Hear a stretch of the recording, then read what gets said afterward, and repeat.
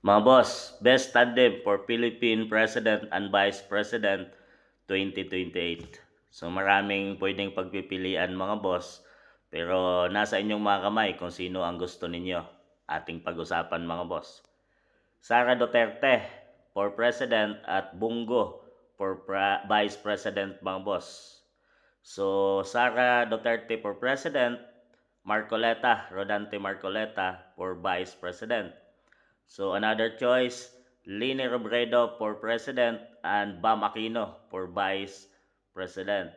So another choice, Romualdez, talagang Speaker Martin Romualdez ang President at Vice President niya si Junvic Rimulya. So another choice, Lini Robredo for President at Vice President niya si Riza Hontiveros mga boss. So another choice, Lene Robredo for President at Kiko Pangilinan for Vice President.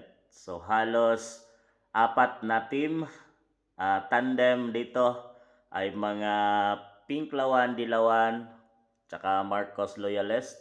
So sinasabing kailangan nilang magsama-sama para talunin ang kung sino man sa dalawang ito mga boss magtandem sa 2028 election. So ginawa nila ito mga boss para mahati yung boto at talagang mabawasan papunta kay VP Sara or sino man sa mga tandem niya dito sa Vice President. So yun ang kanilang target mga boss.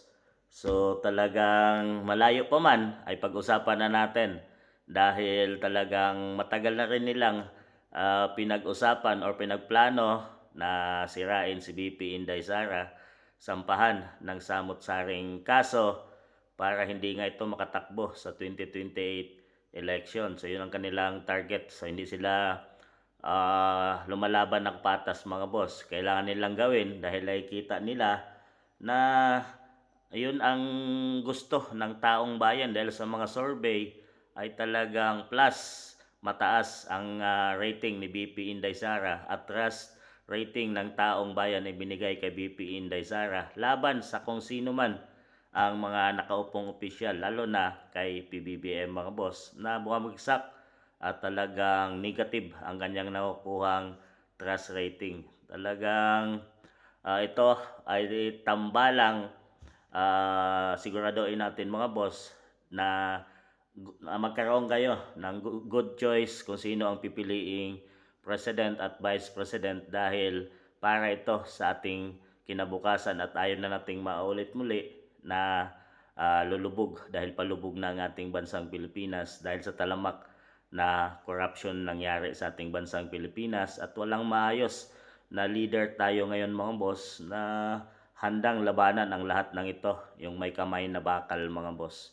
Para sa akin, ang pipiliin ko ay si Sara at si Marcoleta mga boss dahil ito yung best tandem na parehong abogada at talagang mayroon na silang experience sa dito talaga sa pamamahala at itong si Marcoleta ay isang matikas din at talagang nilalabanan niya kung ano man ang mayroon at corruption nangyari sa ating bansang Pilipinas ngayon. At lalo naman natin, kilala natin si BP Sara na talagang tunay na may puso at malasakit sa ating bansang Pilipinas. So para sa inyo mga boss, sino ang best tandem nyo for 2028 President at Vice President para sa darating na eleksyon?